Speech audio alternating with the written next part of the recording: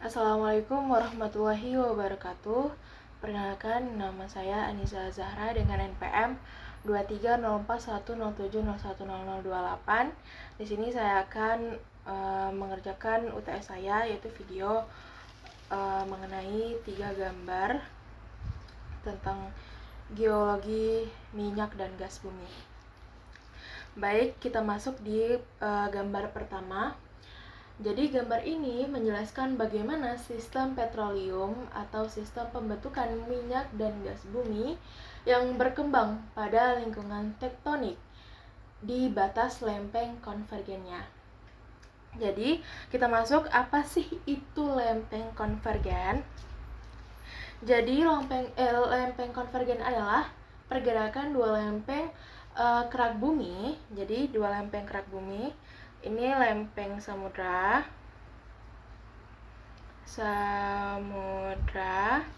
ini lempeng benua.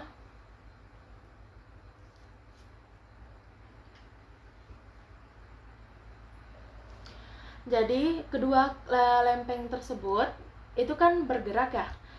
Mereka bergerak saling mendekat dan bertumbukan, yang menyebabkan terjadinya zona subduksi. Emang subduksi itu apa sih? Gitu.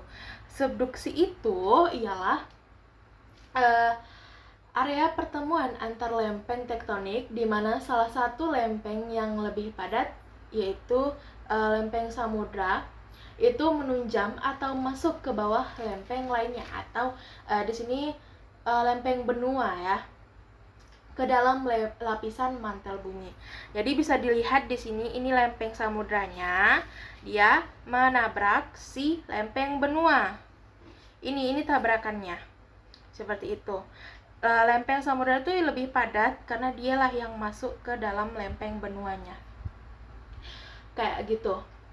Dan selanjutnya itu, jadi yang akan aku bahas nantinya itu dimulai dari hubungan antara proses geologi, pembentukan cekungan sedimen, pematangan material organiknya, migrasi hidrokarbon, hingga akhirnya minyak dan gas yang berada di bumi ini terakumulasi dalam suatu trap yang dapat dieksplorasi sebagai sumber daya energi. Oke, kita mulai dari bagian yang paling kiri gambar ini ya. Terlihat bahwa lempeng samudra ini yang dia ini bergerak menuju lempeng benua. Yang seperti saya bilangkan tadi, itu jadi termasuk ke dalam zona subduksi. Jadi pertemuan kedua lempeng ini tuh membentuk sebuah palung samudra atau oceanic trench. Jadi ini merupakan palung samudra. Ini sama dengan palung samudra. Ini suatu hal yang hasil dari pertumbukan kedua lempeng tersebut ya. Jadi bersamaan dengan proses tersebut, sedimen yang berada di dasar laut ini sedimen yang berasal dari laut nih. Ini sedimennya lah, ini yang dari dasar lautnya nih kan. Itu terkompresi dan terakumulasi. Jadi sedimen-sedimennya ini dia kan jadinya terkompresi ya, dari hasil kejadian-kejadian ini terkompresi atau bisa dibilang terpadatkan begitu, dan jadinya dia terakumulasi sehingga membentuk actionary wedge. Ini actionary wedge ya, atau bisa dibilang prisma akresi. Terus apa sih actionary wedge itu? Jadi actionary wedge itu merupakan formasi geologi yang berbentuk prisma ya, berbentuknya prisma, dan asalnya itu dari kumpulan sedimen yang terlipat dan tersesar akibat tekanan kompresi yang sangat kuat selama proses subduksi yang berlangsung. Dan juga di bawah zona subduksi ini ya terdapat mantel atas. Ini merupakan mantel atas atau namanya atenosfer. Ini mantel atas. mantel atas. Mantel bagian atas lah intinya. Dia nih si atas nosfer ini tuh fungsinya, tugasnya sebagai sumber panas. Jadi sumber panas. Nah, jadi ketika lempeng samudra ini tadi menunjam semakin dalam, kan otomatis suhu dan tekanannya meningkat ya. Jadi air yang terkandung dalam mineral lempeng samudra tadi ini dilepaskanlah ke mantel di atasnya ini. Kayak cur ini, masuklah ke sini dia airnya, tuk ke sini. Kan udah dilepaskan nih, ya kan? Terus kehadiran air inilah yang menurunkan titik leleh batuan mantel sehingga terjadinya peleburan parsial yang menghasilkan sebuah magma. Nih, ini namanya magma ya. Magma. Nih. Ya, dari abis udah tuh ketumpuk-tumpuk sini ya. Abis kena tekanan suhu, ini ada tekanan suhu dia. Tekanan suhu.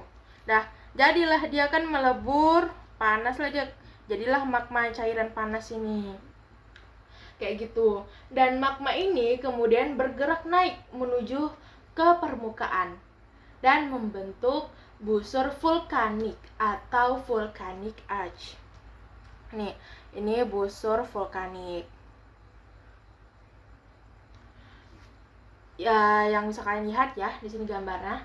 Nah, keberadaan dari aktivitas magmatik dan vulkanik tadi memiliki peran yang sangat penting dalam sistem petroleum. Karena dari sanalah bisa menghasilkan gradien yang panas dan tinggi. Ya, kayak gitu. Jadi, karena si magma ini bikin gradien panas dan tinggi, panas tersebut berfungsi untuk mempercepat proses pematangan material organik yang terkandung. Jadi di sini ada material organik ya. Di sini ada material organik. Nih, si material organik itu jadinya meleleh dia. Oh iya, for your information, material organik itu di dalamnya ada krogennya.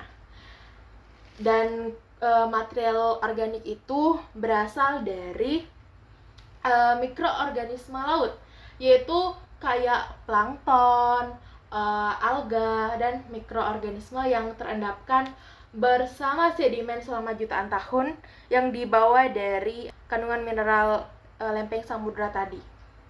Begitu. Terus, oke, langsung aja kita ke tahap pertama dalam sistem petroleum ya. Yang pertama itu adalah terbentuknya batuan induk. Batuan induk itu source rock ya. Dan pada gambar ini kan belum ada nih, aku gambarin untuk kalian. Di sinilah dia batuan induk ini. Nih, sini juga ada. Inilah batuan induk. Batuan induk atau source rock tadi itu.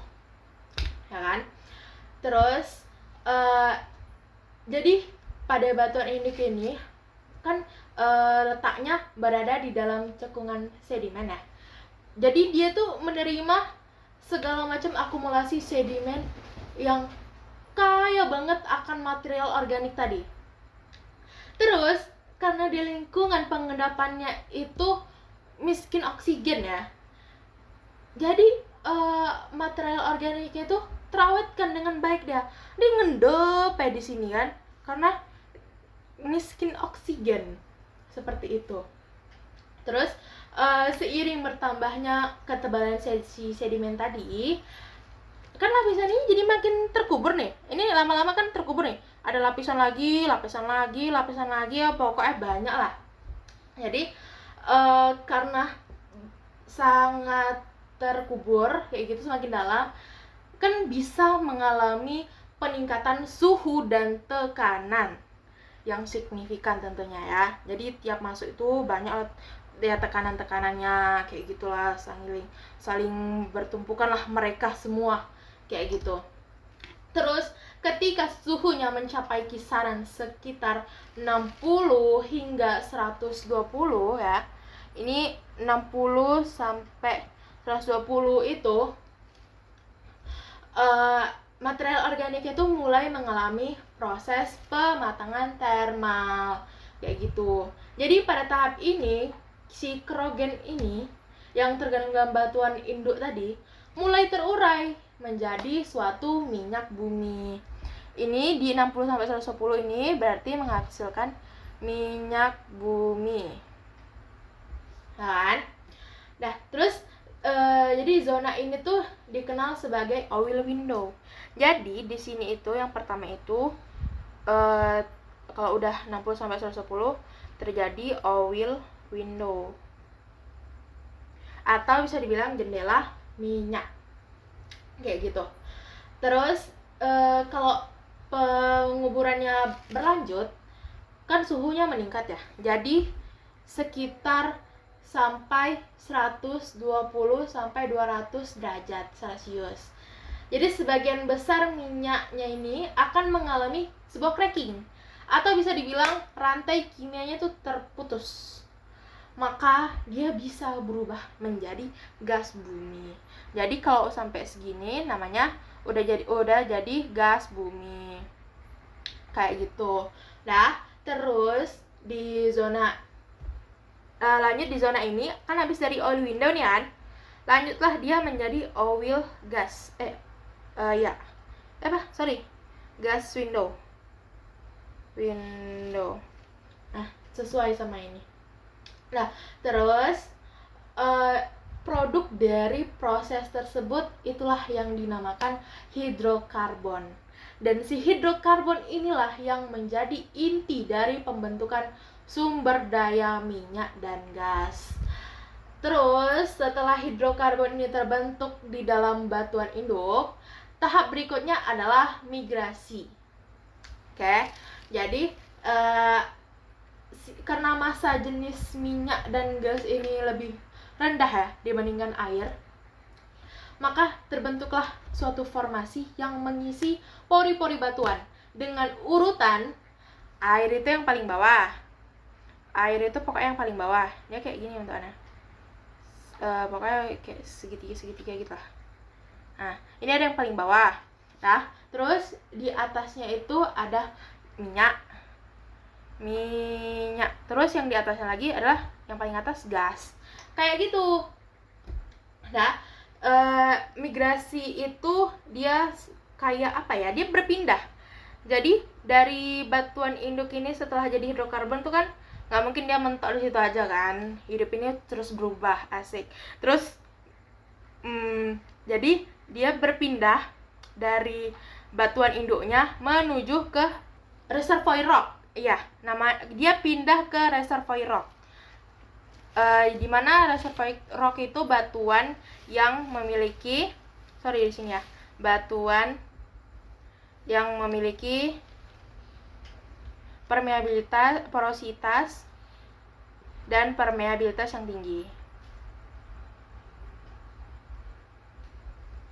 tinggi. Nah, pindah dia dari sini ke sinilah dia sebenarnya.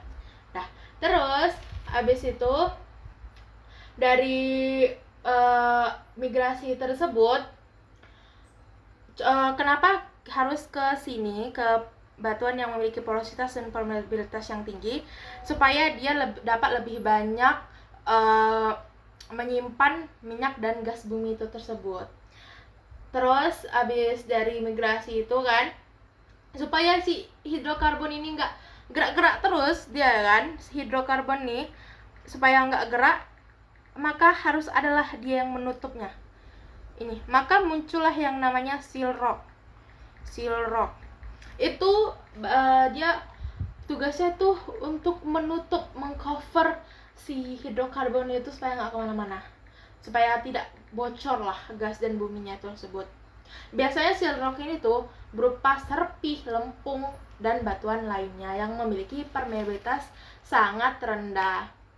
Jadi apakah lapisan ini sifatnya sangat sempurna? Tentu saja tidak, karena seal rock ini bisa saja bocor ya.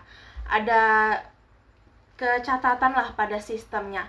Itu kecacatannya itu terjadi pada kasus lumpur lapindo yang ada di Indonesia. Itu termasuk seal rock yang bocor kayak gitu. Jadi kembali ke laptop, kombinasi antara batuan reservoir dan seal rock tadi itu menghasilkan yang namanya jebakan hidrokarbon ya teman-teman, atau trap. Jadi pada lingkungan batas lempeng konvergen itu kan terdapat gaya kompresi ya. Nah, dari situ menghasilkan berbagai struktur geologi seperti lipatan, sesar naik, terus fault, dan anticline. Struktur-struktur inilah yang menciptakan ruang tertutup, tempat hidrokarbon dapat terakumulasi. Jadi selain trap itu, lingkungan konvergen itu juga menghasilkan cekungan depan busur atau phoraic basin. Ini phoraic basin, nih. Nah, dan kedua cekungan ini atau backrack basin ya.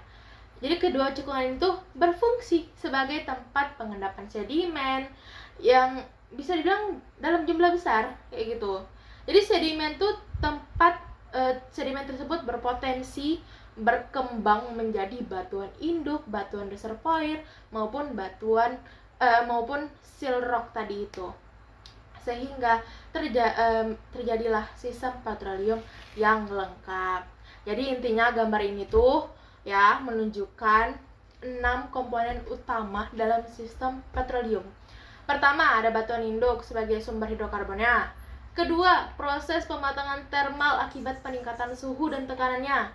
Ketiga, jalur migrasi yang memungkinkan hidrokarbon berfungsi dari batuan induk ke tempat permeabil yang lebih tinggi. Keempat, batuan reservoir sebagai tempat penyimpanan hidrokarbonnya. Kelima, batuan penutup yang mencegah kebocoran hidrokarbon. Keenam, terjadinya trap yang memungkinkan minyak dan gas terakumulasi dalam jumlah ekonomis. Selanjutnya, yaitu ada gambar ini, geologi Indonesia dan hubungannya dengan sistem petroleum tadi ya. Jadi, di gambar ini tuh memperlihatkan bahwa kondisi geologi Indonesia itu terbentuk akibat interaksi 3 lempeng utama, yaitu lempeng Indo-Australia. Ini Indo-Australia. Terus ada lempeng Eurasia, ini Eurasia. Terus ada lempeng Pasifik Filipina, ini Pasifik Filipina. Nah, terus pertemuan ketiga lempeng ini menjadikan Indonesia sebagai salah satu wilayah tektonik paling aktif di dunia. Ya, dampaknya bisa terlihat dari keberadaan zona subduksinya, deretan gunung apinya, pegunungan lipatannya, hingga berbagai cekungan yang tersebar di seluruh kepulauan Indonesia. Untuk pada bagian selatan Indonesia ini, terlihat lempeng Indo-Australia ini bergerak bergerak ke arah utara menunjang lempeng Eurasia. Bawahnya Eurasia ini dihujam sama Indo-Australia. Jadi proses ini membentuk zona subduksi yang memanjang dari Sumatera, Jawa, Bali, Nusa Tenggara hingga Papua. Jadi jalur tersebut ditandai oleh keberadaan palung laut. Di sini ada palung laut nih. Nih pokoknya panjang lah, panjang tenan. Sudah. Jadi penunjaman lempeng samudra itu memicu yang namanya pelelehan sebagai material mantelnya, sebagian material mantelnya yang membuat dan menghasilkan magma yang bergerak ke permukaan, seperti penjelasan aku yang sebelumnya tadi. Nah, terus jadi deretan gunung api inilah yang menjadi salah satu ciri utama lingkungan teknik konvergen yang mendominasi wilayah Indonesia. Selain membentuk gunung api ya, proses subduksi juga akan menyebabkan terjadinya penurunan kerak bumi pada beberapa wilayah. Jadi sehingga terbentuk daerah-daerah pengendapan yang luas. selama jutaan daerah tersebut menerima suplai dari daratan, sungai, bahkan aktivitas vulkanik. Dan endapan yang terus bertambah tadi kan mengalami penguburan ya. Dan itu bisa merubah fisik maupun kimianya akibat peningkatan tekanan dan temperaturnya. Jadi wilayah Sumatera dan Jawa itu merupakan contoh daerah yang paling dipengaruhi oleh proses tersebut. Oleh karena itu, sebagian besar lapangan minyak dan gas Indonesia ditemukan pada kedua pulau ini. Centeng. Nah, kayak gini. Jadi, keberadaan struktur geologinya pun itu berkembang selama aktivitas tektoniknya itu berlangsung, yang memberikan kondisi mendukung terbentuknya perangkap hidrokarbon dalam skala besar. Terus pada kawasan Indonesia Tengah, itu Sulawesi ya kan, itu dia punya tektoniknya jauh lebih kompleks. Karena daerah ini dipertemukan berbagai mikrolempeng yang menghasilkan banyak formasi geologi seperti itu. Terus untuk Indonesia bagian timur itu dipengaruhi oleh interaksi lempeng Pasifik sama lempeng dan lempeng Filipina.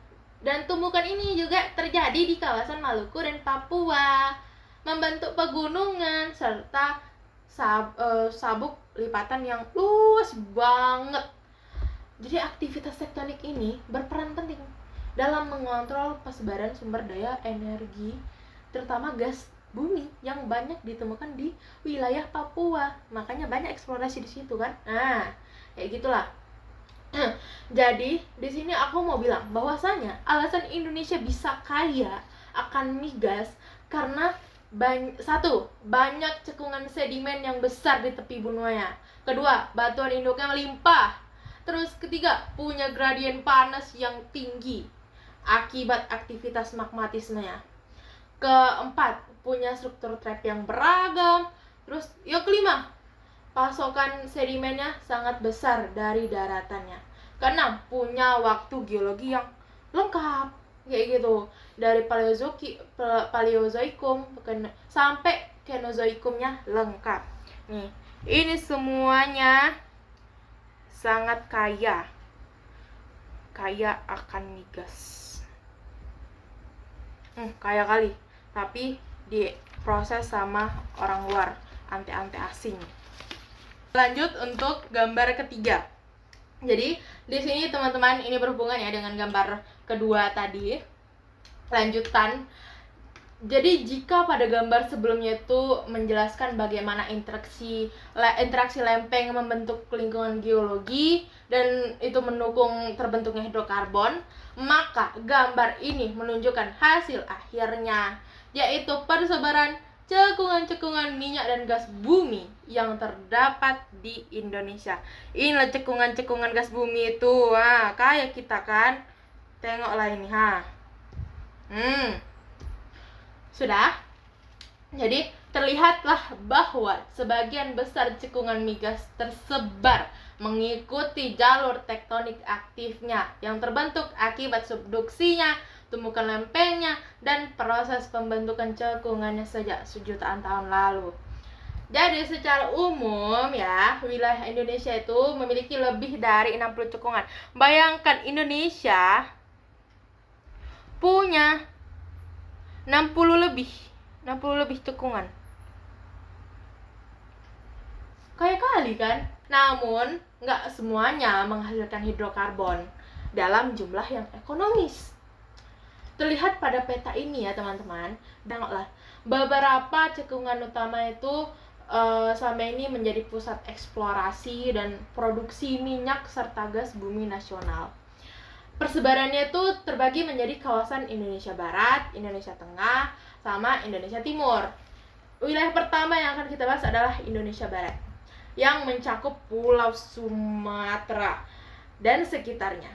Pada bagian ini bisa terlihat beberapa cekungan penting seperti cekungan Sumatera, cekungan Sumatera Tengah, cekungan Sumatera Selatan, dan cekungan Sunda. Nah, jadi kawasan ini merupakan salah satu daerah penghasil minyak bumi terbesar di Indonesia, yang faktor keberhasilan sistem petroleumnya itu dipengaruhi oleh sejarah subduksi yang panjang ya, seperti yang aku jelaskan tadi. Jadi dari situlah bisa menghasilkan ruang pengendapan yang luas serta punya struktur geologi yang efektif gitu loh untuk menampung hidrokarbon yang banyak gitu. Makanya banyak lapangan minyak raksasa di Indonesia ditemukan di wilayah Sumatera ini. Bergerak kita ke arah timur ya. Jadi di sini tuh terdapat cekungan Jawa Barat nih. Banyak cekungannya. Di sini cekungan. Ini ada cekungan lagi. Nah, banyak loh pokoknya. Ada beberapa cekungan, itu cekungan Jawa Barat Utara, cekungan Jawa Timur Utara, dan cekungan Jawa Selatan. Jadi kawasan Jawa ini punyalah karakter geologi yang beda dari Sumatera tadi. Karena bisa dibilang dipengaruhi oleh kombinasi aktivitas vulkaniknya sama sedimentasi laut dangkalnya.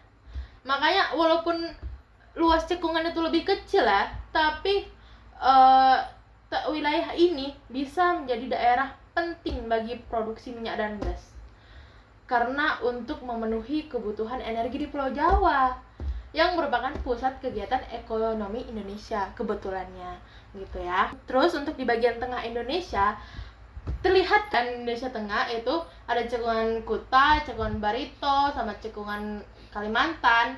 Itu salah satu cekungan yang terbesar juga dan paling produktif di Indonesia, terutama sebagai penghasil gas bumi ya.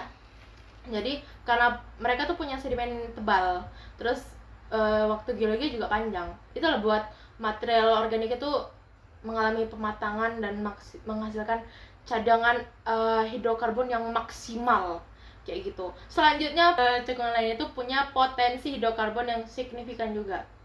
Jadi teman-teman, peta ini tuh juga menunjukkan bahwa tidak semua wilayah Indonesia memiliki potensi yang sama. Beberapa cekungan itu telah memasuki tahap produksi selama puluhan tahun, sedangkan cekungan lainnya ini masih berada pada tahap eksplorasi. Oleh karena itu, kita harus bisa tahu bagaimana cara mengetahui peluang penemuan hidrokarbon baru di Indonesia. Seperti itu. Sekian yang bisa saya sampaikan. Bila ada salah-salah kata mohon dimaafkan. Wabillahi taufiq wal hidayah. Wassalamualaikum warahmatullahi wabarakatuh.